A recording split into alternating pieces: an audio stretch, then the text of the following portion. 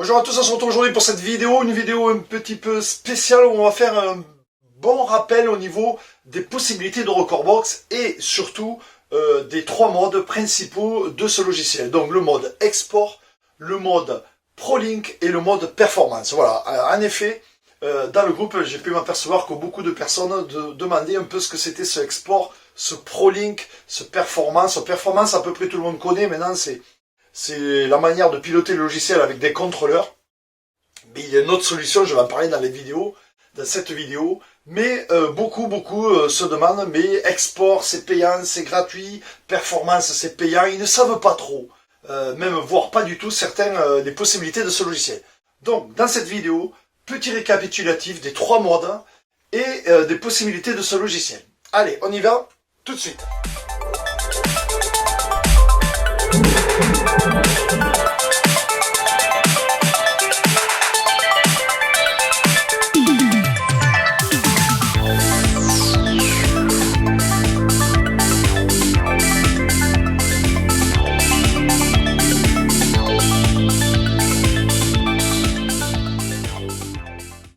Voilà, donc le premier mode de Recordbox, le mode export, comme vous pouvez le voir en haut ici, le mode export, donc, il sert à quoi? Il sert à préparer les morceaux, à mettre les OTU, tout, à caler les grids comme il faut, mais il sert aussi à transférer tous vos fichiers sur clé USB de manière à travailler sur CDJ, XDJ. Voilà, comment ça se passe donc très rapidement, je branche ma clé USB, vous allez voir, elle va commencer à apparaître, voilà, je la branche, vous allez voir, elle va apparaître dans les dispositifs. Voilà, elle vient d'apparaître dans le dispositif. À partir de là, qu'est-ce que je fais? Je me sers du Synchro Manager et je balance mes playlists. Là, je vais balancer ma petite playlist audio pour mes vidéos. Donc, n'oubliez pas de cocher ici synchroniser la liste de lecture avec un dispositif. Là, vous voyez, tout passe en foncé. Regardez, je décoche, je recoche et à partir de là, vous pouvez sélectionner vos playlists. Voilà, donc là, je mets juste celle-là qui a 2 ou 3 morceaux libres de droit. J'envoie. C'est parti, vous pouvez le voir ici en bas à gauche, regardez, c'est en train de transférer la playlist et donc les MP3 sur clé USB. Voilà, comme vous pouvez le voir, ça vient de terminer. À partir de là, je ferme ma fenêtre. Surtout très important, je déconnecte la clé ici. Et même par sécurité, ce que je vais faire, je vais fermer Recordbox carrément. Une fois tout ça fermé, je passe donc sur ma clé que je sors et je vais la brancher sur ma CDJ, vous allez voir. Voilà, elle est branchée, je clique sur USB, il va voir ma clé, il n'y a pas de problème, je rentre dans mes playlists, hop, vidéo, je rentre et là je mets 3 ou 4 morceaux libres de droit. Je charge dans la deck et c'est parti. Vous voyez, ça fonctionne. Voilà, le premier mode, donc le mode export via clé USB. Avantage, c'est qu'au moment du live, pas de PC. Bien sûr, il faut un PC ou un Mac pour créer cette clé recordboxée. Mais cette clé, vous pouvez la créer chez vous, il n'y a aucun problème. Voilà, avantage, il est là, pas de PC.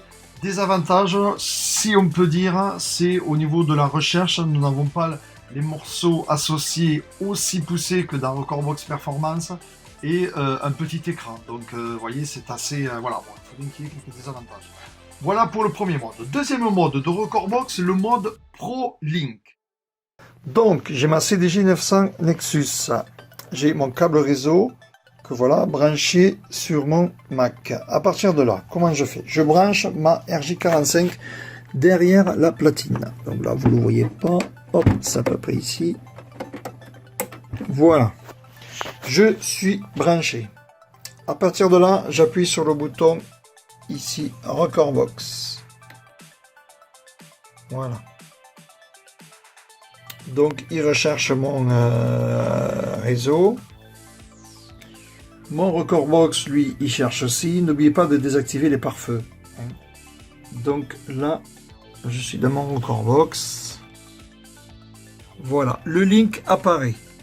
Je clique sur le link et là, je vois ma platine chargée. Donc, je peux envoyer les morceaux. Hop, je prends ce morceau, je le fais glisser Hop, et voilà, il est dans la platine. À partir de là, je peux jouer. Donc on voit sur l'icône le morceau qui est en train de jouer, on voit en play. Si je fais pause, il change de couleur, il est en pause. Donc c'est intéressant quand vous avez plusieurs platines, 2 ou 3 platines, chacune sera soit en vert si elle joue, soit en orange si elle est en pause. Voilà, donc vous y êtes là en train de jouer, vous pouvez sans problème envoyer un autre morceau dessus. Hop, et voilà, le morceau il part.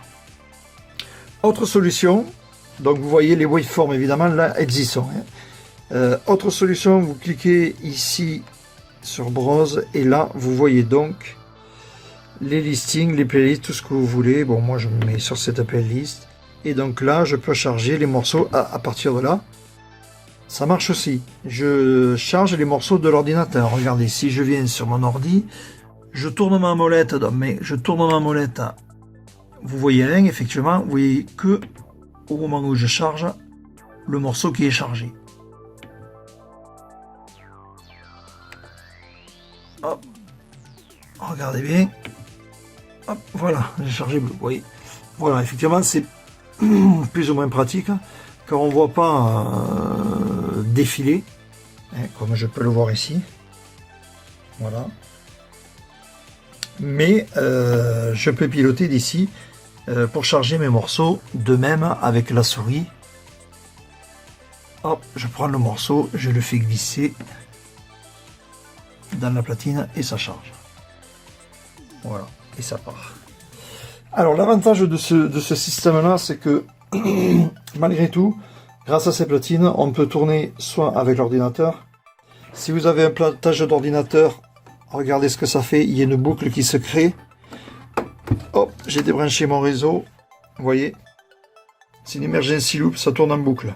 Mais sur ces platines, vous pouvez très bien avoir une clé USB. Vous voyez, elle y est, donc je clique sur USB et je charge le morceau. Crac, du coup, ça enlève ma boucle et c'est parti. Voilà, vous avez vu donc le mode ProLink et voici le troisième mode donc, que tout le monde connaît, le mode performance. Voilà, donc comme ça vous saurez les trois. Et ça, donc le mode performance, il sert donc à jouer de la musique, mais tout cela piloté par contrôleur via l'USB. Voilà, donc je retrouve mes morceaux. Mais petite astuce aussi que je vais vous montrer tout de suite pour ceux qui ne le sauraient pas. Et c'est possible qu'il y en ait qui ne sachent pas encore. On peut piloter Recordbox Performance via les platines CDJ. Regardez bien, j'enlève ma clé USB. Voilà, donc là, je n'ai absolument plus rien, je n'ai pas de CD, j'ai rien.